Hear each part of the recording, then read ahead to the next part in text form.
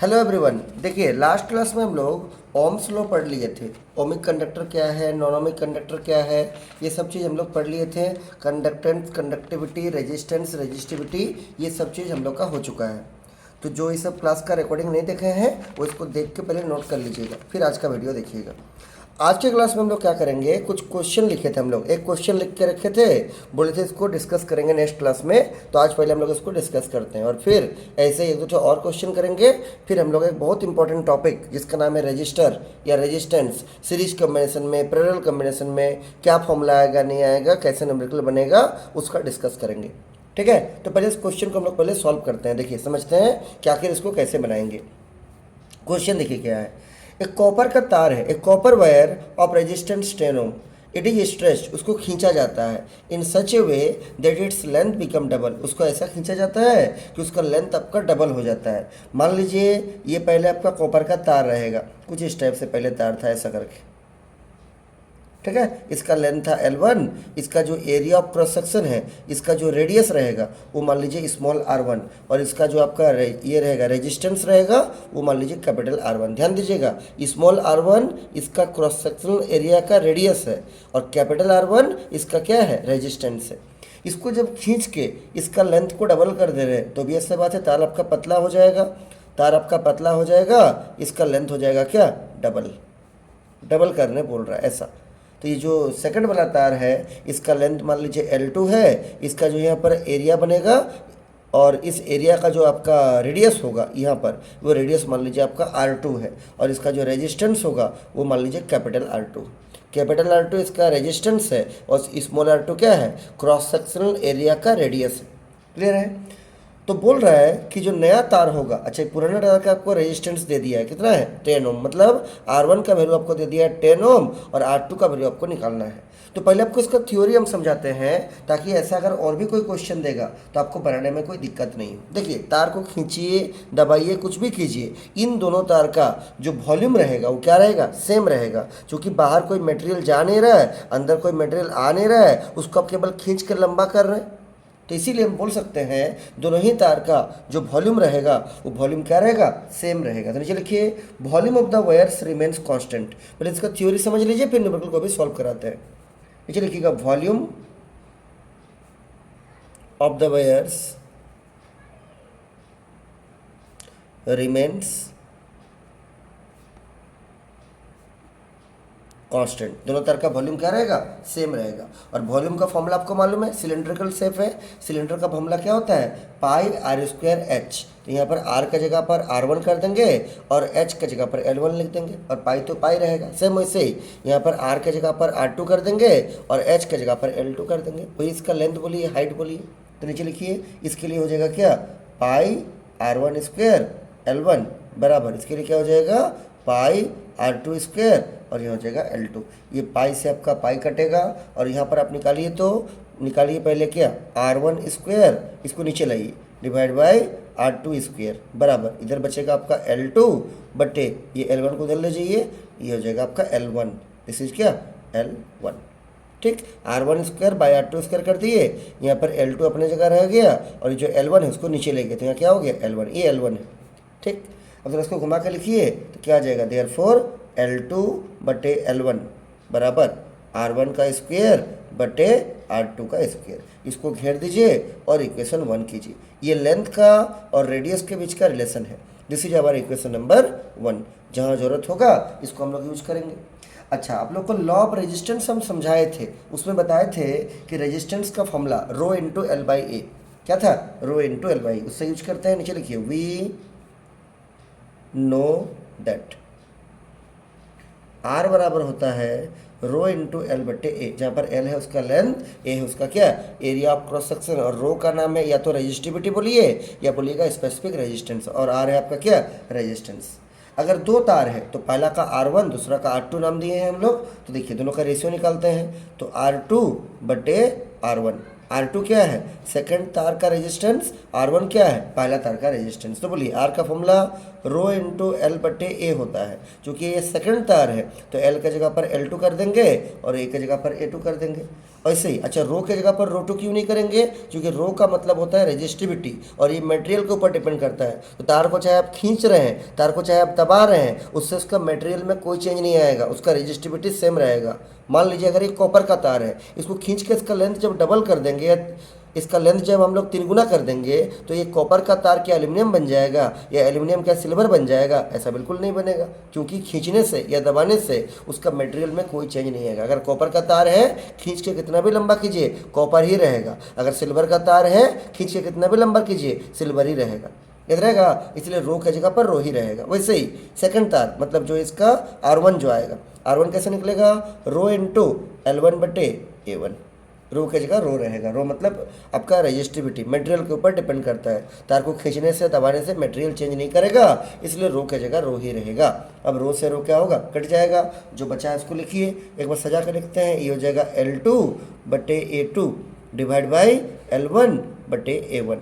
तो डिवाइड को मल्टीप्लाई में चेंज कीजिए, उलट जाता है, तो ये हो जाएगा L2 बटे A2 इंटू A1 बटे कितना, L1। सजा के लिखते हैं L2 बटे L1 एक साथ में कर दिए इंटू यहाँ कर देते हैं कितना, A1 बटे A2। ध्यान रखिएगा A1 A2 क्या है, क्रॉस सेक्शनल एरिया है, और L1 L2 क्या है, तार का लंबाई है। पहले वाला को 1 दिखा है, दूसरे वाला को L2 दिखा है, मतलब पहले वाला को L1 दिखा है, दूसरे वाला को L2 दिखा है।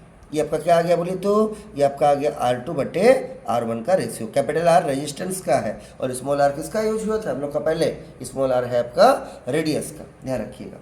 अब इसको लिख दिए हम लोग। अब यहाँ पर एरिया को पुट करेंगे। बोलिए इसका जो शेप है, क्रॉस सेक्शनल एरिया का जो शेप है वो किस शेप का है, सर्कुलर शेप का है। और सर्कल का एरिया आप लोग को मालूम है क्या होता है, द एरिया ऑफ सर्कल। अगर ये सर्कल है, इसका रेडियस r है, इसका एरिया क्या होगा, पाई इंटू आर स्क्वेयर। तो जब पहला तार के लिए लिखेंगे तो पाई इंटू R1 स्क्वायर कर देंगे, सेकेंड तार के लिए रखेंगे पाई इंटू R2 स्क्वायर कर देंगे। क्लियर है। तो यहाँ पर जो एरिया है उसकी जगह पर हम लोग पुट करेंगे। नीचे एक बार लिखिए इसको, नीचे लिखिए और, ये तो समझ में आ गया। नीचे लिखिएगा और R2 बटे R1 बराबर L2 बटे L1 तो अपने जगह रहेगा, इंटू इंटू क्या था, इंटू था A1 बटे A2। A1 क्या है, A1 है पहला तार का एरिया, A2 क्या है, दूसरा तार का एरिया। और एरिया का फॉर्मूला आपको मालूम है क्या, पाई आर स्क्वेयर। तो पहला तार का है तो पाई इंटू R1 स्क्वेयर बटे दूसरा तार का A2 क्या हो जाएगा, पाई इंटू R2 स्क्वेयर। पाई से पाई आपका कट जाएगा, कांस्टेंट क्वांटिटी है। तो यहाँ से फॉर्मूला क्या मिल गया, R2 बटे R1 बराबर L2 बटे L1 और मल्टीप्लाइड विथ क्या हो जाएगा, R1 स्क्वेयर बटे R2 स्क्वेयर। ये भी आपका एक फॉर्मूला बन गया। इसको भी हम लोग जब मन चाहे यूज कर सकते हैं। इसको आप कर दीजिए इक्वेशन नंबर 2। अभी हम लोग क्वेश्चन को सॉल्व नहीं किए हैं, सॉल्व करेंगे अभी तुरंत हम लोग। क्लियर है। अब देखिए इन दोनों फॉर्मूला को अगर आप ध्यान से कंपेयर कीजिएगा तो आपको कुछ नया फॉर्मूला मिलेगा। देखिए क्या, नीचे लिखिए यूजिंग इक्वेशन 1 एंड 2। ये इक्वेशन 2 है और ये आपका इक्वेशन 1 है। नीचे लिखिए using equation 1 and 2, using equations 1 and 2 we can write. क्या हो जाएगा बोलिए तो R2 बटे R1 बराबर यहाँ रहेगा आपका L2 बटे L1 ऐसा रहेगा इंटू। अब यहाँ ध्यान दीजिए, यहाँ पर क्या है आपका R1 square by R2 square है, R1 square by R2 square. और R1 square by R2 square का वैल्यू आपके पास इक्वेशन नंबर 1 में है। इक्वेशन नंबर 1 में देखिए R1 square by R2 square का वैल्यू किसके बराबर है, L2 बाई L1। मतलब जहाँ पर R1 square by R2 square है वह क्या पुट कर देंगे, L2 by L1 using the help of equation 1। रख दीजिए दिस इज L2 बटे L1, ऐसा मल्टीप्लाई में रहेगा। अब दोनों तो सेम है, L2 into L2, L1 into L1। इसको हम लोग ऐसे लिख सकते हैं, देखिए तो R2 बटे R1 बराबर ये हो जाएगा L2 बटे L1 का होल स्क्वायर। इसको भी लिख के कर दीजिए। इसी फॉर्मूला के द्वारा हम लोग का ये जो क्वेश्चन दिया हुआ है इस क्वेश्चन को हम लोग क्या करेंगे, सॉल्व करेंगे। देखिए सॉल्व करते हैं तो पहले क्वेश्चन का डाटा को लिखते हैं। नीचे लिखेंगे गिवन, दिया क्या गया है। तो बोल रहा है कॉपर का तार है जिसका रेजिस्टेंस है 10 ओम, तो उसको R1 नाम देंगे। जो पहला दिया हुआ R1 का वैल्यू कितना दिया है 10 ओम। इट इज स्ट्रेच, खींचा जा रहा है इन सच ए वे, इस तरीक़ा से कि उसका लेंथ डबल हो जा रहा है। तो मान लीजिए जो पहला तार का लंबाई था L1, उसको लिख देंगे L, मान लेते हैं, ब्रैकेट में कर दीजिए इससे। तो उसको खींच कर लंबाई को बढ़ाया जा रहा है, डबल कर दिया जा रहा है। तो जो खींचने के बाद लंबाई होगा जिसको L2 दिखाएंगे, ये पुराना लंबाई का डबल हो जाएगा। तो पुराना लंबाई को L माने हैं, तो नया लेंथ क्या होगा, 2 × L, पुराना लेंथ का डबल हो जाएगा। तो आपको नया जो तार उसका बनेगा खींचने के बाद, लेंथ डबल होने के बाद, उसका रेजिस्टेंस पूछा है, मतलब आपको R2 निकालना है। देखिए 4 चीज़ है, 3 चीज़ मालूम है, R1 मालूम है, L2 मालूम है, L1 मालूम है, आराम से आपको R2 मिल जाएगा यही वाला फॉर्मूला से। तो पुट कीजिए, आराम से मिलेगा। लिखते हैं सिंस, अभी प्रूफ किए हम लोग, R2/R1 बराबर L2/L1 का होल स्क्वायर। तो दैट इम्प्लाइज R2 तो निकालना है, बाय R1 है कितना, 10 ओम, बराबर L2 क्या है, डबल हो रहा है मतलब 2L, और डिवाइड बाय L1 कितना है, L1 को L माने हैं और इसका होल स्क्वायर हो जाएगा। एक तो L से एक तो L कटेगा, सॉल्व कीजिए। दिस इज R2/10 बराबर 2 का स्क्वायर कितना हो जाएगा, this is your 4, so this is 4, 2 का स्क्वायर 4 हो गया। और सॉल्व कीजिए, दैट इम्प्लाइज R2 बराबर कितना, 4, और ये 10 डिवाइड में था, उधर जाके मल्टीप्लाई हो जाएगा 10, क्या होगा, देयरफॉर R2 बराबर 10 4 जा कितना, 10 4 जा जाएगा 40, दिस इज 40 ओम, और ये आपका आंसर बन गया। क्लियर है, मतलब जब लेंथ को डबल कर देंगे तो उसका रेजिस्टेंस कितना हो जाएगा, पहले अगर रेजिस्टेंस 10 ओम था तो लेंथ को डबल करने के बाद उसका रेजिस्टेंस हो जाएगा 40 ओम। कितना हो जाएगा, 40 ओम, 4 गुना उसका रेजिस्टेंस बढ़ जाएगा। क्लियर है ना। अच्छा, एग्जाम में जब बनाइएगा ना इस क्वेश्चन को, तो आप केवल यहीं से यहीं तक बना दीजिएगा, आपका काम हो जाएगा। ये जो इसके ऊपर का हम लोग जितना भी काम किए वो तो आपको हम इसका फॉर्मूला को ड्राइव करके दिखाए, इसको न्यूमेरिकल अगर बनाने देगा, अगर यही क्वेश्चन आपका एग्जाम में आया तो ये सब काम को करने का आपको जरूरत नहीं है। आप केवल डाटा को लिखिएगा जो दिया गया है, फॉर्मूला को लिखिएगा, काम शुरू कर दीजिएगा, तो आपका छोटा हो जाएगा एग्जाम में। अभी लिख के रखिए पूरा, ताकि आपको समझने में कोई दिक्कत नहीं हो। तो इस टाइप का क्वेश्चन जब भी आएगा, ये फॉर्मूला को याद रखिएगा, ये वाला और एक ठो ये वाला फॉर्मूला, आपका आराम से सारा कंसेप्ट क्लियर हो जाएगा और एग्जाम में भी सब न्यूमेरिकल सब बन जाएगा। तो बोलिए, ये अंदर में कोई दिक्कत नहीं होना चाहिए। क्लियर है। अगला देखिए, अगला लिखते हैं क्वेश्चन नंबर 2, एक लाइन छोड़ के या फ्रेश पेज में हेडिंग लिखिए, क्या, क्वेश्चन नंबर 2। देखिए बनाते हैं, ऐसे ही क्वेश्चन है, ट्राई कीजिए तो इसको देखिए बनता है कि नहीं। A wire of resistance 10 ohm, a wire of resistance 10 ohm is stretched in such a way that its radius, इस बार रेडियस के बारे में बोला है, becomes half, ऐसा खींचा जा रहा है तार को कि इसका जो रेडियस है वो आधा हो जाए। ऑब्वियस सा बात है, तार पहले मोटा था, जब खींचिएगा तो तार पतला हो जाएगा, तो रेडियस छोटा होगा। तो रेडियस क्या होने बोल रहा है, हाफ। बोल रहा है find the new resistance, find the new resistance. जब तार को खींचा जा रहा है जिससे उसका रेडियस हाफ हो जा रहा है, तो नया तार का रेजिस्टेंस आपको निकालना है, क्या होगा। बहुत सिंपल क्वेश्चन है, वही सब जो फॉर्मूला अभी हम लोग ड्राइव किए थे, वही सब फॉर्मूला सबका आराम से बन जाएगा। देखिए, मान लीजिए पहले का तार है, खींचने से पहले का, ठीक, इसका जो क्रॉस सेक्शनल एरिया है, इसका रेडियस है मान लीजिए R1, और इसका जो रेजिस्टेंस है वो मान लीजिए कैपिटल R1। इसको जब खींच रहे हैं आप, तो जब खींचिएगा तार आपका लंबा हो जाएगा, तार जब लंबा हो जाएगा उसका एरिया पतला हो जाएगा, रेडियस भी पतला हो जाएगा, और ये जो नया रेडियस है तार का वो मान लीजिए R2 है, और इसका रेजिस्टेंस मान लीजिए कैपिटल R2 है। इसी कैपिटल R2 का वैल्यू आपको क्या करना है, फाइंड आउट करना है। R1 का वैल्यू आपको दिया हुआ कितना, 10 ओम। तो अभी तो फॉर्मूला हम लोग प्रूफ किए थे, याद होगा आपको तुरंत, L2/L1 बराबर R1 का स्क्वायर बटे कितना, R2 का स्क्वायर। क्लियर है। इसको हम लोग ऐसा भी लिख सकते हैं, L2/L1 बराबर R1/R2 का होल स्क्वायर। इसको कर देंगे इस बार इक्वेशन नंबर 1।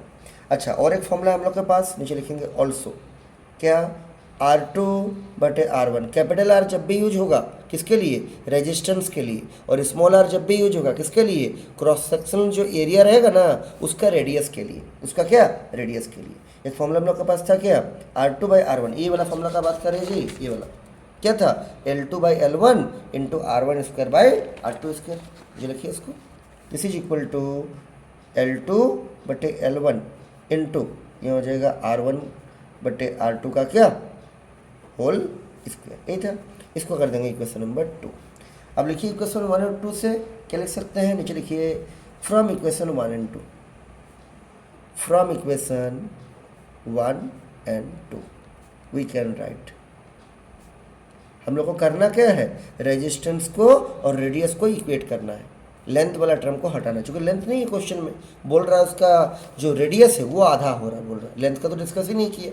देखिए क्या करेंगे, नीचे लिखिएगा R2/R1 बराबर, देखिए L2/L1 को यहाँ से हटाएंगे और इसका वैल्यू कहाँ है, इक्वेशन नंबर 1 में L2/L1 बराबर R1/R2 का होल स्क्वायर। तो ये वाला जो L2/L1 है उसके जगह हम लोग आराम से R1/R2 पुट कर सकते हैं, कर दीजिए पुट, तो ये हो जाएगा R1/R2 का होल स्क्वायर इंटू ये अपने जगह पर एज इट इज रहेगा, तो R1/R2 का ये भी क्या है, होल स्क्वायर। क्या किए, इसको हटा के इक्वेशन नंबर 2 में इसके जगह पर इसका वैल्यू L2/L1 का वैल्यू जो R1/R2 का स्क्वायर है यहाँ पुट कर दिए और इसको लिख दिए, क्रॉस सजाइए इसको, देयरफॉर आपका फॉर्मूला बनेगा R2/R1 बराबर क्या, ये तो सेम चीज़ है तो पावर 4 हो जाएगा और ये भी पावर 4 हो जाएगा, स्क्वायर था ना, दोनों सेम है, इसको हम लोग ऐसा लिख सकते हैं क्या, this is equal to R1/R2 का पावर कितना, 4। ये क्या हो गया, रेजिस्टेंस को हम लोग उसका रेडियस के टर्म में एक्सप्रेस कर दिए, इसको भी लिख के घेर दीजिए। और अब देखिए क्वेश्चन का डाटा को समराइज करते हैं। देखिए क्वेश्चन में क्या है, नीचे लिखेंगे गिवन, इस पर्टिकुलर क्वेश्चन में जो पहला तार का रेजिस्टेंस था R1 बोलेंगे उसको, वो आपका है 10 ओम, ठीक, जो उसका पहला रेडियस था एरिया का उसको मान लेंगे वो R है, ब्रैकेट में कर दीजिए से या लेट जो बोलिए।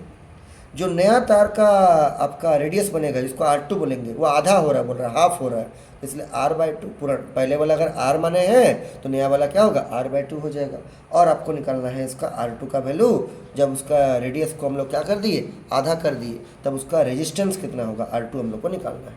यही रहा फॉर्मूला, ऊपर में ड्राइव किए, तो इसको यूज कीजिए और निकालिए। यहाँ तक हो गया, नीचे लिखिए, और फॉर्मूला क्या है, R2/R1 बराबर R1/R2 का पावर 4, ठीक, स्मॉल आर का मतलब रेडियस, कैपिटल आर का मतलब क्या, रेजिस्टेंस पुट कीजिए। R1 की जगह पर क्या रखिएगा, R1 की जगह पर स्मॉल आर, R2 की जगह पर R/2, तो यहाँ पर small are divide by R/2 और इस पूरे का क्या, होल पावर, ये आपका निकल रहा है R2/R1, इस पूरे का पावर क्या, होल पावर 4। सॉल्व कीजिए थोड़ा सा और ये आएगा R2/R1 बराबर, ये बाई का बाई में है, उलट के ऊपर चला जाएगा तो ये बनेगा 2R/R और इसका पावर कितना, 4, ये 2 उलट के ऊपर चला गया, ये R से R कटेगा तो यहाँ बनेगा और R2/R1 बराबर 2 का पावर 4, 2 का पावर 4 कितना होगा, 16, सो दिस इज योर 16, 2 को 4 बार मल्टीप्लाई कीजिएगा 16 आएगा आपका,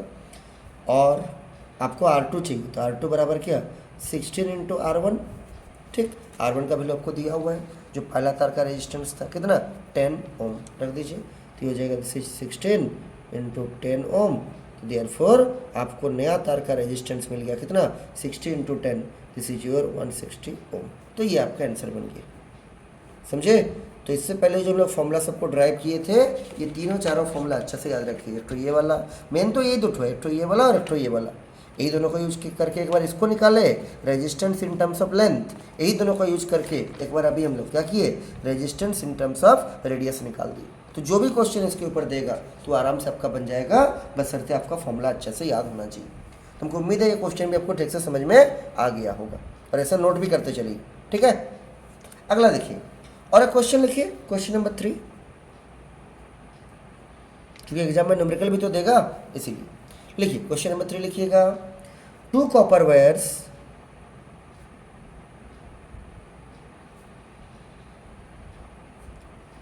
of different length of different lengths L and 2L and different radii लिख लीजिए, हम समझा देते हैं। और चैप्टर जैसे ही कंप्लीट होगा फिर हम लोग उसका एमसीक्यू क्वेश्चन सबको भी सारा को सॉल्व करेंगे, ठीक है। एंड डिफरेंट रेडियाई, रेडियाई जो है रेडियस का प्लूरल है, बहुवचन है, R and 2R। The ratio of their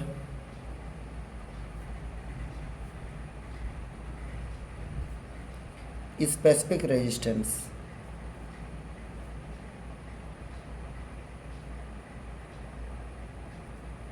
is, specific resistance का मतलब रेजिस्टिविटी होता है, ठीक है, जिसका सिंबल रो है, उसका रेशियो क्या होगा। ऑप्शन नंबर ए है 1:1 होगा, ऑप्शन नंबर बी है 1:2 होगा, ऑप्शन नंबर सी है 2:1 होगा, या ऑप्शन नंबर डी है नोटा। नोटा मतलब क्या, नन ऑफ द अबव, इन तीनों में कुछ नहीं होगा तो नोटा को टिक कीजिएगा, या नन ऑफ दीजिए इसको बोल सकते हैं।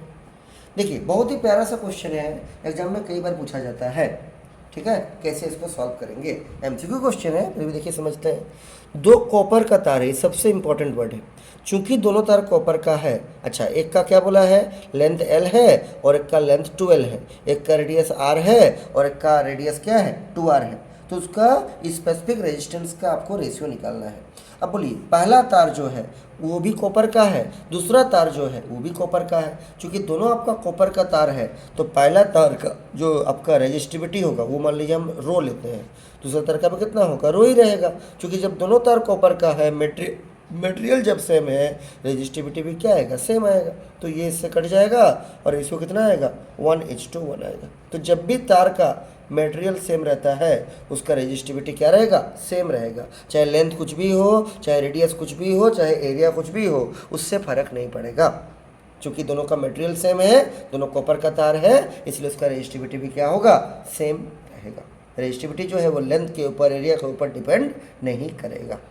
तो इसका आंसर क्या हो जाएगा, ए नंबर 1:1। लेकिन इसके बारे में लिख लीजिए यहाँ पर ताकि आपको याद रहेगा, नीचे लिख लीजिए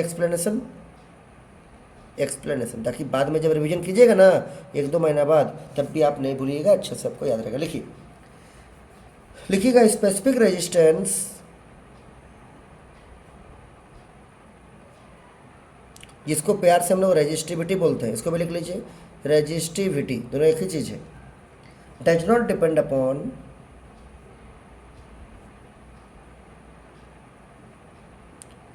depend upon length and area of the wires, it only depends, full stop तक लिखिए, it only depends upon the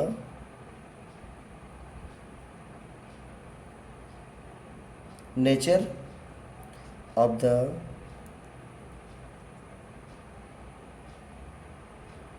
material of the conductor, nature of the material of the क्या, कंडक्टर। फुल स्टॉप तक लिखिए, उसी में हो गया ना, फुल स्टॉप तक लिखिएगा। सिंस द गिवन टू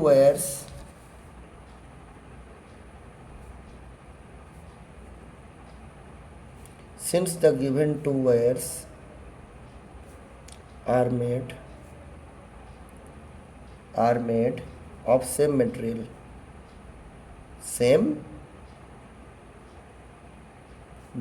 और किससे बना है, कॉपर से, that is copper, same material, therefore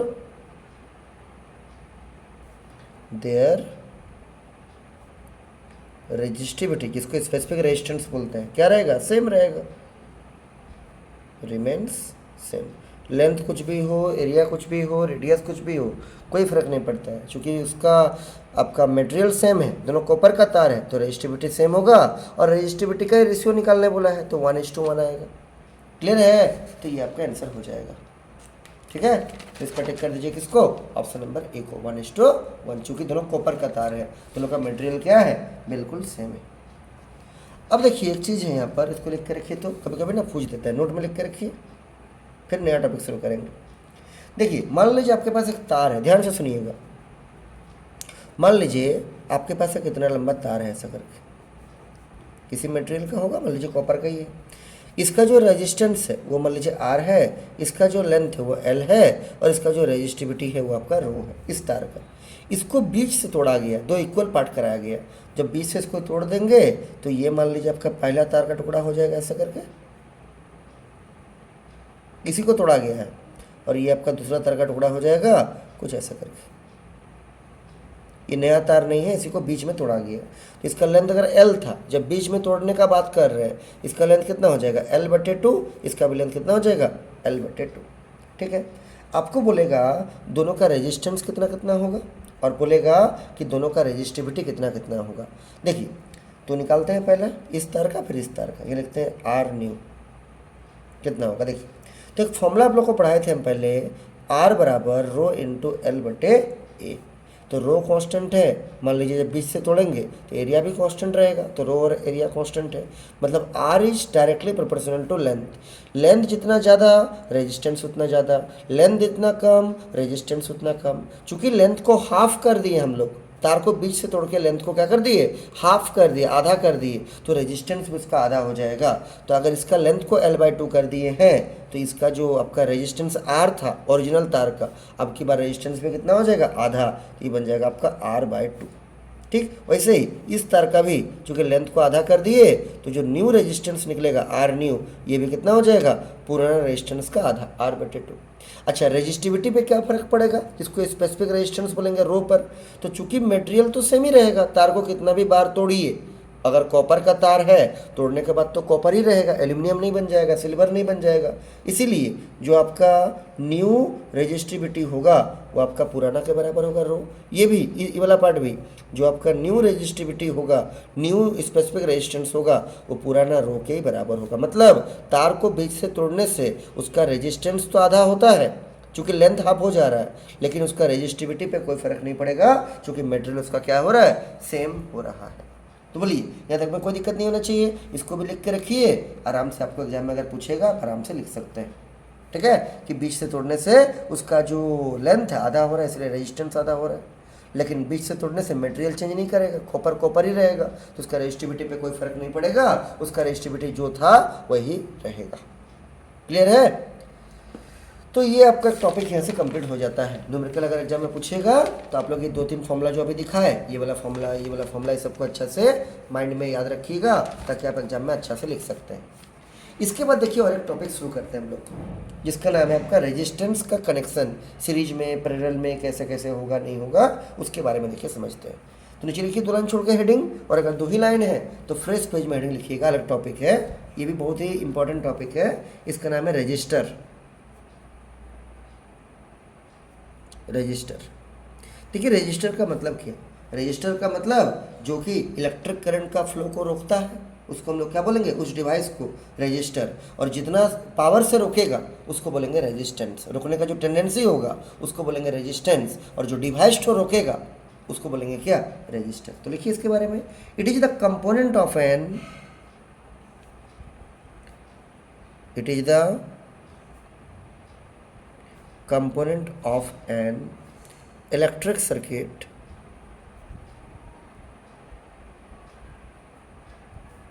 which opposes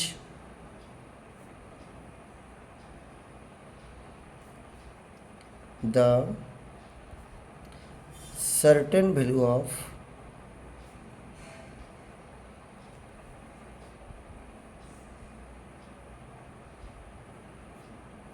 current, which opposite the certain value of current, जो करंट का फ्लो को, चार्ज का फ्लो को रोकता है, उस डिवाइस को हम लोग क्या बोलते हैं, रेजिस्टर बोलते हैं। ठीक, अच्छा इसका सिंबल देखिए, और जितना टेंडेंसी से रोकेगा उसको रेजिस्टेंस बोलेंगे। नीचे लिखिए सिंबल, कैसे दिखाएंगे, तो 2 टाइप का रेजिस्टेंस होता है, एक होता है फिक्स्ड और एक होता है वेरिएबल। तो नंबर 1 लिखिएगा फिक्स्ड रेजिस्टेंस,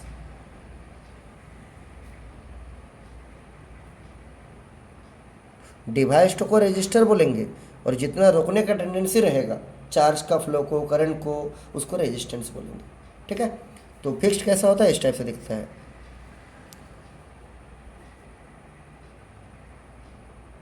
10 क्लास में भी था, नया नहीं होगा आप लोग के लिए।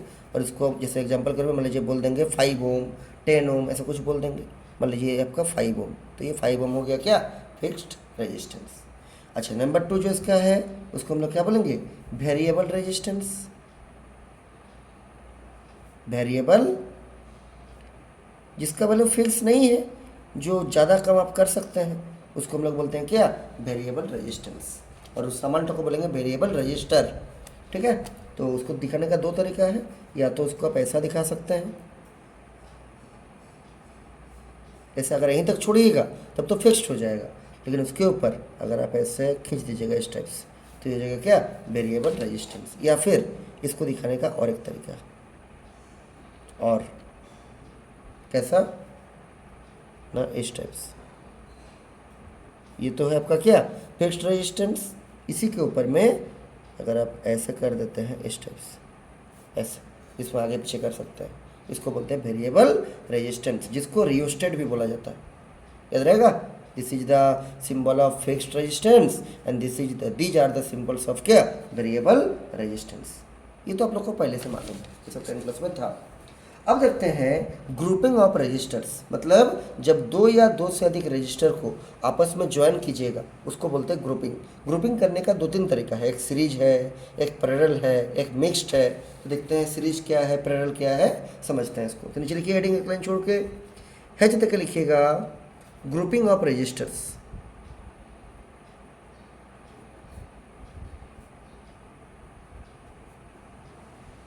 ग्रुपिंग ऑफ रजिस्टर्स, इसमें नंबर 1 लिखिएगा सीरीज कॉम्बिनेशन। सीरीज कॉम्बिनेशन, देखिए न्यूमेरिकल सबके ऊपर पूछता है, ठीक है, तो इसका न्यूमेरिकल सर्किट डायग्राम सब हम लोग समझते हैं डिटेल में। देखिए सीरीज का मतलब क्या, पहले आपको समझाते हैं फिर यहाँ लिखाएंगे। देखिए सीरीज कॉम्बिनेशन का मतलब है कि मान लीजिए ये आपका एक पहला रजिस्टर है, ये आपका एक दूसरा रजिस्टर है, और ये आपका एक तीसरा रजिस्टर है, कितना भी हो सकता है। इस पहला रजिस्टर का ये पहला किनारा, ये दूसरा किनारा, ये दूसरा रजिस्टर का ये पहला किनारा, ये दूसरा किनारा, ये तीसरा रजिस्टर का ये पहला किनारा, ये दूसरा किनारा। तो पहला रजिस्टर का सेकंड किनारे को जब सेकंड रजिस्टर का फर्स्ट किनारे से जोड़ देंगे, सेकंड रजिस्टर का सेकंड किनारे को थर्ड रजिस्टर का फर्स्ट किनारे से जोड़ देंगे, मतलब जब रजिस्टर को हम लोग एंड टू एंड जोड़ेंगे, किनारे किनारे जोड़ेंगे, इसको यहाँ इस टाइप से जोड़ेंगे, इस कॉम्बिनेशन को हम लोग क्या बोलेंगे, सीरीज कॉम्बिनेशन। क्लियर है? तो नीचे इसको पहले डिफाइन कीजिए, फिर अच्छा से हम लोग उसका डायग्राम बना के और भी समझते हैं। लिखिए नीचे, when the number of registers are, when the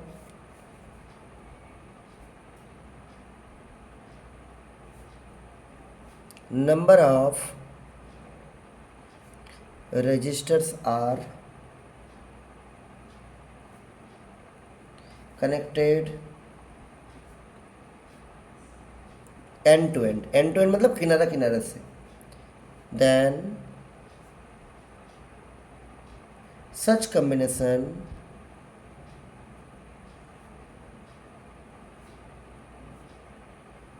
is called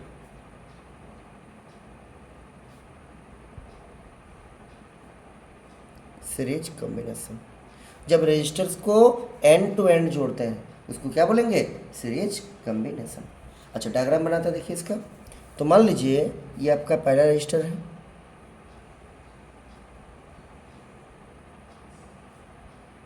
इसका सेकंड किनारे से सेकंड रजिस्टर का फर्स्ट किनारा जोड़ देंगे, इसका सेकंड किनारे से थर्ड रजिस्टर का फर्स्ट किनारा जोड़ देंगे इस टाइप से। देखिए एंड टू एंड जुड़ा हुआ है, तो ये जो तीनों रजिस्टर होगा किसमें रहेगा, सीरीज कॉम्बिनेशन में रहेगा। अच्छा इसमें करंट को फ्लो कराने के लिए एक तो बैटरी या सेल लगा देंगे, इसका पोटेंशियल डिफरेंस भी हो जाएगा। ये पॉजिटिव प्लेट है, मान लीजिए ये नेगेटिव प्लेट है, this is positive this is negative, इसका पोटेंशियल डिफरेंस भी हो जाएगा, और इससे क्या होगा, करंट फ्लो आपका करेगा। ठीक है, इस टाइप से।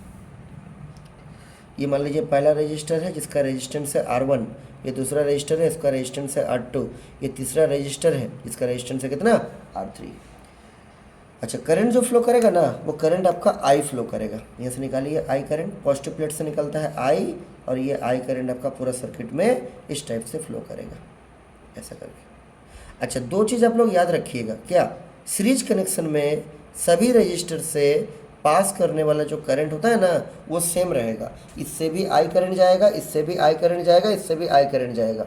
जब भी रजिस्टर सीरीज में रहेगा सभी रजिस्टर को जो सर्किट का टोटल करंट है वही मिलेगा, कम ज़्यादा करंट नहीं मिलेगा। लेकिन उसी सीरीज कनेक्शन में सभी रजिस्टर के अक्रॉस में जो पोटेंशियल डिफरेंस होगा वो क्या होगा? अलग अलग। मान लीजिए पहला रजिस्टर है, इसका जो दो किनारे के बीच का पोटेंशियल डिफरेंस है ये मान लीजिए आपका V1 है। ये दूसरा रजिस्टर है, इसके दो किनारे का पोटेंशियल डिफरेंस जो है वो मान लीजिए आपका V2 है। ये थर्ड रजिस्टर है, इसके दो किनारे के बीच का जो पोटेंशियल डिफरेंस है ये मान लीजिए आपका V3 है। और जो बैटरी का टोटल पोटेंशियल डिफरेंस है वो क्या है आपका V। ऑब्वियस बात है V बराबर V1 plus V2 plus V3 होगा। लेकिन आपका जो तीनों रजिस्टर है जब वो रहेगा सीरीज में तब उससे सेम करंट पास करेगा जो सर्किट का टोटल करंट होगा, और लेकिन सबके किनारे के बीच का जो पोटेंशियल डिफरेंस होगा अलग अलग। मान लीजिए 2 वोल्ट है, ये 10 वोल्ट है, ये 5 वोल्ट है, इस टाइप से अलग अलग होगा। तो सीरीज कनेक्शन में करंट सबसे सेम होता है और पोटेंशियल डिफरेंस जिसको हम लोग वोल्टेज बोल सकते हैं वो सबसे क्या होता है? अलग अलग होता है। ठीक है, इसका नाम दे सकते हैं। मान लीजिए किनारे का नाम आप ए देते हैं और इस किनारे का नाम क्या देते हैं? बी देते हैं। ए और बी के बीच में हम लोग का ये तीनों रजिस्टर किस कनेक्शन में जुड़ा हुआ है? सीरीज कनेक्शन में जुड़ा हुआ है। हम लोग को क्या करना है इसमें? इस ए और बी के बीच का या पूरा सर्किट के बीच का टोटल रेजिस्टेंस निकालना है, जिसको बोलेंगे इक्विवेलेंट रेजिस्टेंस। ठीक है, कैसे निकालेंगे देखिए, इसको समझाते हैं। डायग्राम बन गया होगा, ऐसे अच्छे से डायग्राम बनाइएगा, ठीक है, ताकि कोई दिक्कत नहीं हो समझने में बाद में। अब नीचे लिखिए लाइन छोड़ के, late 3 registers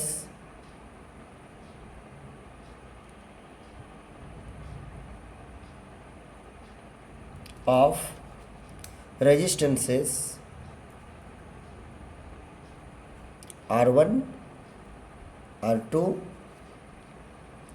and R3 are connected in series, are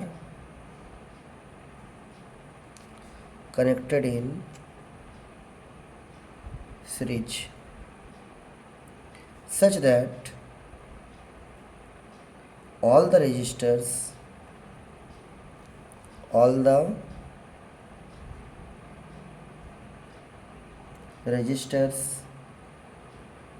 having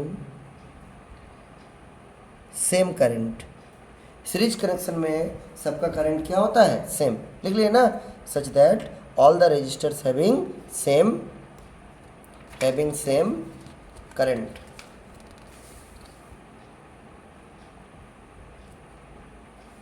but different potential difference।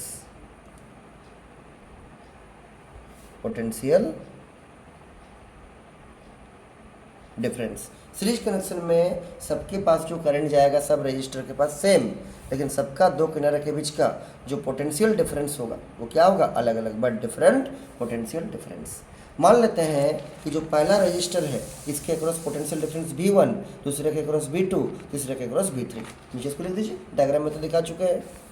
नीचे लिखिएगा, late V1, V2 and V3 are the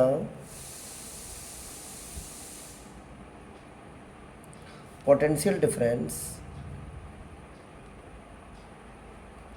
of the respective register R1, R2 and R3। मतलब R1 के across potential difference V1 है, R2 के across V2 है और R3 के across V3 है, जो हम लोग अभी डायग्राम में भी दिखाए हैं, V1, V2 और क्या V3। क्योंकि सब में पोटेंशियल डिफरेंस क्या होगा? अलग अलग होगा। मान लेते हैं सर्किट का जो टोटल पोटेंशियल डिफरेंस है बैटरी का वो V है। नीचे लिखिए, let V be the equivalent potential। Equivalent का मतलब total, equivalent potential across this combination. इस कॉम्बिनेशन में जो इक्विवेलेंट पोटेंशियल है, टोटल पोटेंशियल है बैटरी का, वो कितना है V। तो हम बोल सकते हैं क्या, ये जो V है उसी से बना है V1 plus V2 plus V3, तीनों मिला देंगे तो V बन जाएगा। नीचे लिखिए then we can write V बराबर जो टोटल पोटेंशियल होगा सर्किट का वो पोटेंशियल अक्रॉस R1 मतलब V1 plus potential across R2 मतलब V2 और प्लस क्या पोटेंशियल अक्रॉस R3 मतलब क्या V3 के बराबर होगा। तीनों को जोड़िए आपको सर्किट का क्या मिल जाएगा, टोटल पोटेंशियल डिफरेंस मिल जाएगा। कोई दिक्कत इसमें नहीं है। आगे सुनिए, अब हम लोग क्या करते हैं, तीनों ही रजिस्टर में ओम्स लॉ लगाते हैं। ओम्स लॉ क्या होता है, V बराबर I इंटू आर। नीचे लिखिए from Ohm's law.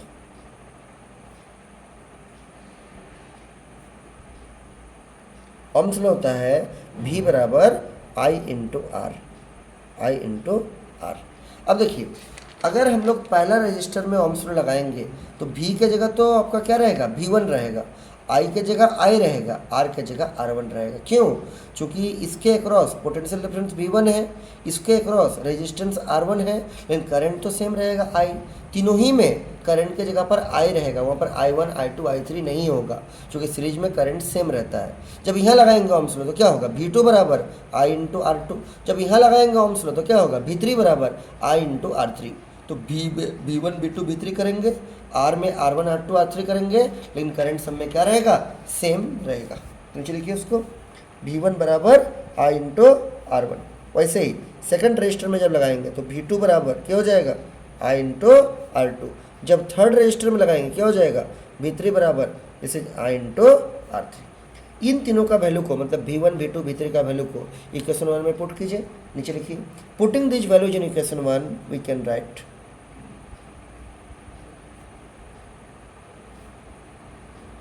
putting these values in equation 1 we can write, बोलिए क्या हो जाएगा, V बराबर बाएं साइड में तो V ही रहेगा, V1 की जगह पर हो जाएगा IR1, so this is your IR1। V2 की जगह हो जाएगा IR2 और V3 की जगह क्या हो जाएगा, I इंटू R3 हो जाएगा।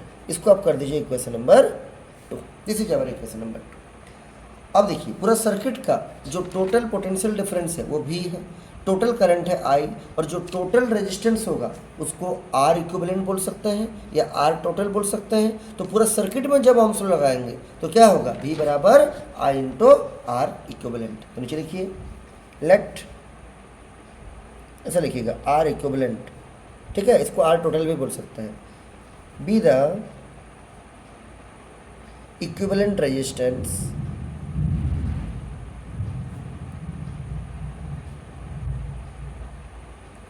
of this combination, इस कम्बिनेशन में जो इक्विवेलेंट रेजिस्टेंस है वो R इक्विवेलेंट है। तो पूरा सर्किट में जब ओम्स लॉ लगाएंगे तो क्या होगा, देयरफॉर V बराबर होता है I इंटू R। पूरा सर्किट का टोटल पोटेंशियल डिफरेंस V है तो V रहेगा, टोटल करंट I है तो I रहेगा, टोटल रेजिस्टेंस R इक्विवेलेंट है तो यहाँ पर सफिक्स में क्या लिख दीजिएगा, EQ मतलब इक्विवेलेंट। तो V बराबर I इंटू R इक्विवेलेंट याद रहेगा। अब इसका वैल्यू को यहाँ डाल दीजिए इक्वेशन नंबर 2 में। तो नीचे लिखिए putting this in equation 2 we can write, putting this in equation number 2 we can write, क्या लिख सकते हैं बोलिए, इस B का जगह हो जाएगा I इंटू R इक्विवेलेंट, तो यहाँ हो जाएगा I इंटू R इक्विवेलेंट बराबर V1 यहाँ पर तो ऑलरेडी आपका दिया हुआ है, लिख दीजिए इसको क्या, I into R1 plus I into R2 plus I into कितना R3। कुछ नहीं किए, इस इक्वेशन 2 में V का जगह बस रख दिए, I इंटू R इक्विवेलेंट रख दिए और ये एज इट इज जैसा था ऐसा पुट कर दिए। क्लियर है। राइट हैंड साइड में तीनों जगह I है, I कॉमन लीजिए, LHS ऐसे रखिए। तो नीचे लिखिएगा और I इंटू R इक्विवेलेंट बराबर राइट हैंड साइड से I कॉमन लेंगे तो यहाँ बचेगा R1 plus R2 plus R3। यहाँ देखिए I कॉमन ले लिए तो R1 plus R2 plus R3 बच गई। अब लेफ्ट साइड का I से राइट साइड का I कट जाएगा, क्या बचेगा, देयरफॉर R इक्विवेलेंट मतलब total resistance in series combination बराबर क्या हो जाएगा, R1 प्लस R2 और प्लस R3। मतलब जब आपका मान लीजिए हम लोग जो एग्जांपल लिए थे इसमें 3 रजिस्टर था, कितना रजिस्टर था, 3 ठो। और तीनों को जब हम लोग सीरीज में कनेक्ट करेंगे तो उसका जो टोटल रेजिस्टेंस आएगा ना, बस सिंपली इसको जोड़ देना है, सिंपली इसको ऐड कर देना है, और यही आपका रिक्वायर्ड एक्सप्रेशन बनेगा किसमें, सीरीज कनेक्शन ऑफ रेजिस्टेंस में। तो नीचे इसको लिख दीजिए, this is the required expression of, this is the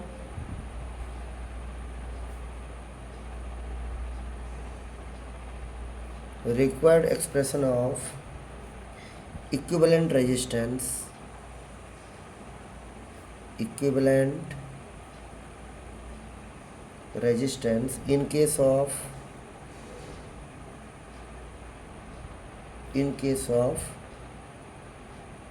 series combination, in case of क्या, सीरीज कॉम्बिनेशन। सिंपली सबको जोड़ देना है, इसका क्वेश्चन भी हम लोग आगे करेंगे, ठीक है। आगे देखिए, अब आपका कुछ कुछ इंपॉर्टेंट पॉइंट्स हैं, तो उसको हम लोग देखिए समझते हैं। तो नीचे लिखिएगा इंपॉर्टेंट पॉइंट्स, फिर क्वेश्चन भी इसके ऊपर करेंगे, और जैसे जैसे हम लिख लिख के बता रहे हैं आप लोग भी ऐसे कॉपी में लिखते चलिए, ठीक है, ताकि आपका नोट्स अच्छे से बन जाएगा। और जिसको नोट्स पूरा एक साथ में चाहिए, ये चैप्टर का या ऑल चैप्टर्स का जो क्लास 12 में है आपका फिजिक्स में, तो वो व्हाट्सएप में कांटेक्ट कर सकता है, ठीक है। देखिए इंपॉर्टेंट पॉइंट्स में क्या है, सबसे पहला पॉइंट वही लिखिए जो हम लोग यूज किए थे कि सीरीज कनेक्शन में सभी रजिस्टर के क्रॉस जो करंट रहेगा वो सेम रहेगा, लेकिन सबके क्रॉस जो पोटेंशियल डिफरेंस होगा वो क्या होगा, अलग अलग होगा। लिखिए इसको, in series combination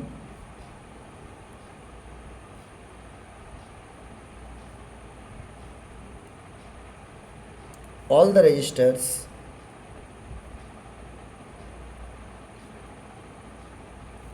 having the same current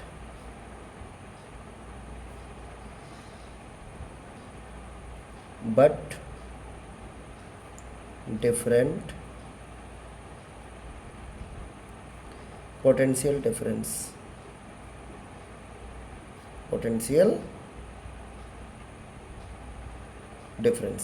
same current को अंडरलाइन कर दीजिए और डिफरेंट पोटेंशियल डिफरेंस को भी अंडरलाइन कर दीजिए। सीरीज कनेक्शन में करंट सब में सेम रहेगा और पोटेंशियल डिफरेंस सब में क्या होगा, अलग अलग होगा। ये सब एमसीक्यू में पूछता है, ध्यान रखिएगा। अच्छा, पॉइंट नंबर 2 देखिए, पॉइंट नंबर 2 में क्या है, मान लीजिए ये आपका कोई रजिस्टर है, ये आपका कोई दूसरा रजिस्टर है, और ये आपका कोई तीसरा रजिस्टर, ठीक है। इसको हम लोग कोई बैटरी के अक्रॉस जोड़ दिए या सेल के अक्रॉस जोड़ दिए, जिसका वोल्टेज भी ऐसा करके स्विच वगैरह भी रहेगा, हम यहाँ पर सब नहीं दिखा रहे। पहला जो रजिस्टर है इसका रेजिस्टेंस मान लीजिए 1 ओम है, दूसरे का मान लीजिए 2 ओम है, तीसरे का मान लीजिए 3 ओम है। आपको बोलेगा इसका टोटल रेजिस्टेंस को निकालिए, तो कैसे निकालिएगा, बहुत सिंपल है। तो आर इक्विवेलेंट, चूँकि तीनों सीरीज में है, कैसे मालूम चला सीरीज में है, एंड से एंड जुड़ा हुआ है, इसका सेकंड किनारा से इसका फर्स्ट किनारा, इसका सेकंड किनारा से इसका फर्स्ट किनारा, तो तीनों क्या हो गया, सीरीज हो गया। सिंपली जोड़ दीजिए, तो 1 ओम प्लस 2 ओम प्लस 3 ओम, तो आपका इक्विवेलेंट मिल जाएगा। 2 + 1 3 + 3 कितना, 6, दिस इज योर 6 ओम। ये आ गया, इसका क्या हो गया, इक्विवेलेंट रेजिस्टेंस आ गया। इससे क्या कंक्लूजन मिला, देखिए इससे कंक्लूजन ये मिला कि सीरीज कॉम्बिनेशन में आपका जो इक्विवेलेंट रेजिस्टेंस होता है, इसका वैल्यू सर्किट का जो सबसे बड़ा रेजिस्टेंस होगा उससे भी ज़्यादा होगा। छोटा सा तो ज़्यादा होगा ही, ये तो मैं एग्जांपल लिए एक तो, जैसे इस सर्किट में सबसे बड़ा रेजिस्टेंस क्या है, 3 ओम, उससे भी बड़ा आया किसका वैल्यू, इक्विवेलेंट रेजिस्टेंस का वैल्यू। क्यों, क्योंकि सीरीज में रेजिस्टेंस बढ़ता है। तो नीचे इसको लिख दीजिए कि सीरीज कॉम्बिनेशन में इक्विवेलेंट रेजिस्टेंस का वैल्यू सर्किट का जो सबसे बड़ा रेजिस्टर होगा उसका जितना रेजिस्टेंस होगा उससे भी बड़ा रेजिस्टेंस किसका आएगा, इक्विवेलेंट रेजिस्टेंस का आएगा, किसमें, सीरीज कॉम्बिनेशन में। लिखिए नीचे इसको, in series combination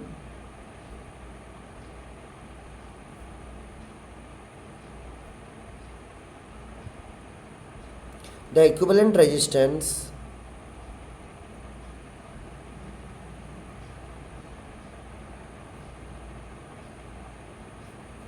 is greater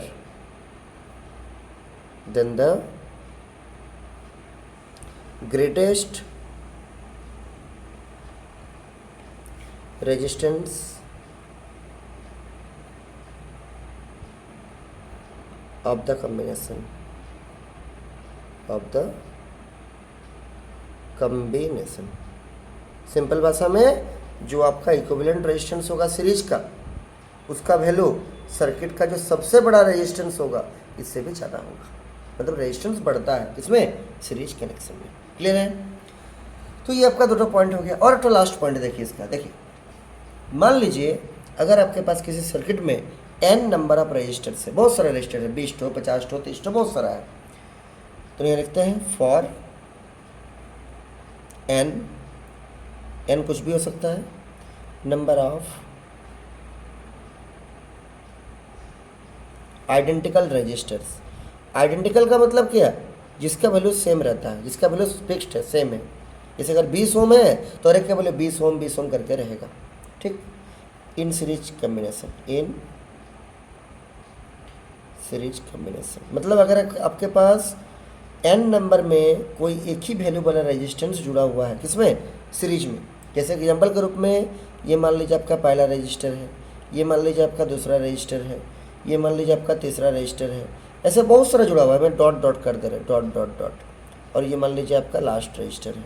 सबका वैल्यू बराबर है। अगर इसका वैल्यू मान लीजिए R है, इसका वैल्यू भी R है, इसका वैल्यू भी R है, सबको जब जोड़ेंगे तो आपका कितना आएगा निकालना होगा। इसका लास्ट वाला का वैल्यू भी R है। n नंबर ऑफ रजिस्टर है, सबका रेजिस्टेंस का वैल्यू बराबर है और सब सीरीज में लगा हुआ है, तो इसका R इक्विवेलेंट कितना आएगा वो आपको निकालने के लिए बोला गया है। देखिए निकालते हैं। तो बोलिए R इक्विवेलेंट निकालने का फॉर्मूला क्या है? सबको जोड़ना पड़ेगा। जोड़ेंगे R plus R plus R plus R dot dot dot R, ऐसे जुड़ेगा। अब देखिए जब 2 को जोड़ेंगे तो कितना आएगा? 2R। 3 को जोड़ेंगे तो कितना आएगा? 3R। 4 को जोड़ेंगे तो कितना आएगा? 4R। 5 को होने से 5R। जब n को जोड़ देंगे तो nR आ जाएगा। दिस इज इक्वल टू कितना? n into R। तो नीचे लिख देंगे therefore R equivalent is equal to n with R, n multiplied with R, जहाँ पर n का मतलब क्या? नंबर ऑफ रजिस्टर्स या टोटल नंबर ऑफ रजिस्टर्स, और R का मतलब क्या? रेजिस्टेंस ऑफ ईच रजिस्टर, हर एक का वैल्यू। तो ये आपका एक तो फॉर्मूला बन गया यहाँ से। लेकिन ये कब लगेगा? जब बहुत सारा रजिस्टर रहेगा और सब किस में कनेक्टेड रहेगा? सीरीज में, और सबका वैल्यू भी क्या रहेगा? सेम रहेगा। और आपका हर जगह कौन सा लगेगा सीरीज कॉम्बिनेशन के लिए? ये वाला लगेगा। सबको जोड़ दीजिए, आंसर आ जाएगा। उसी से ये बना है। इसका एग्जाम्पल दिखा दे ताकि आपको और भी अच्छे से समझ में आए। नीचे लिखिए, तो पहुँच गया ना, कोई दिक्कत नहीं होना चाहिए। देखिए नीचे एग्जाम्पल लिखिए, नीचे लिखिए एग्जाम्पल।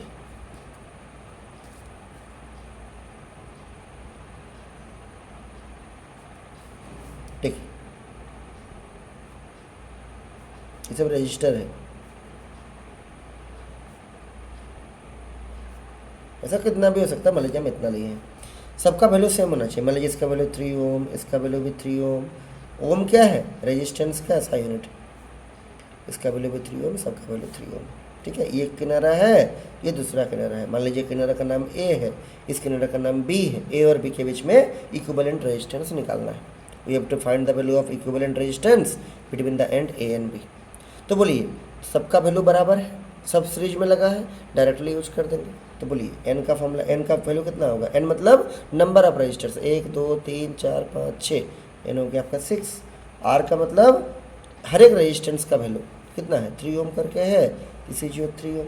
तो बोलिए देयरफॉर R इक्विवेलेंट क्या हो जाएगा? This is n into R। n के जगह पर 6 रख दीजिए, R के जगह पर 3 ओम रख दीजिए। कितना आएगा? 6 3 18, 18 ओम अब कैंसिल हो जाएगा। आप सबको जोड़ के भी निकाल सकते थे, या ये शॉर्टकट वाला फॉर्मूला है इस केस में लगेगा, वहाँ से निकाल दिया लगा। तो बोलिए इसमें कोई दिक्कत नहीं होना चाहिए। तो ये आपका सीरीज कम्बिनेशन कंप्लीट हो गया। डेरिवेशन रहा ये वाला पूरा, ठीक है, ये पूरा डेरिवेशन हो गया इसका, और ये 3 स्पेशल पॉइंट हो गया। अगर ड्राइव करने मान लीजिए दिया तो आपको यहीं तक करके छोड़ना है। R बराबर या R इक्विवेलेंट बराबर R1 plus R2 plus R3। ये तो मैं ऐसे ही लिखा है ताकि आपको MCQ वगैरह में हेल्प हो सके कि सीरीज कम्बिनेशन में सभी रजिस्टर के पास जो करंट जाएगा सेम होगा, पोटेंशियल डिफरेंस अलग अलग होगा। दूसरा पॉइंट क्या लिखाए थे कि सीरीज कम्बिनेशन में रेजिस्टेंस बढ़ता है, इक्विवेलेंट रेजिस्टेंस का वैल्यू सर्किट का जो सबसे बड़ा रेजिस्टेंस होगा उससे भी ज़्यादा होगा। थर्ड में क्या लिखा है? अगर आपके पास n number of identical registers है एक ही जैसा, और सबका वैल्यू बराबर है और सब सीरीज में लगा हुआ है, तो क्या होगा? इसका इक्विवेलेंट का वैल्यू n इंटू R। और एक तो उसके ऊपर क्या दिखा दिए? न्यूमेरिकल भी दिखा दिए। तो ये आपका सीरीज कम्बिनेशन कंप्लीट हो जाता है। इसके ऊपर और भी बहुत सारा क्वेश्चन है, आगे मिलेगा। अगला रेक्टो हेडिंग लिख के रखिएगा नंबर 2 देखिए, ये तो नंबर 1 हुआ, कौन सा कॉम्बिनेशन, सीरीज, दो लाइन छोड़ के या फ्रेश पेज में हेडिंग लिख के रखिए क्या, पैरेलल कॉम्बिनेशन, उसको नेक्स्ट क्लास में हम लोग करेंगे। देखिए पैरेलल कॉम्बिनेशन, देखिए इसके बारे में हम लोग नेक्स्ट क्लास में आगे डिस्कस करेंगे। तो ठीक है, फिर इसको यहीं रखते हैं।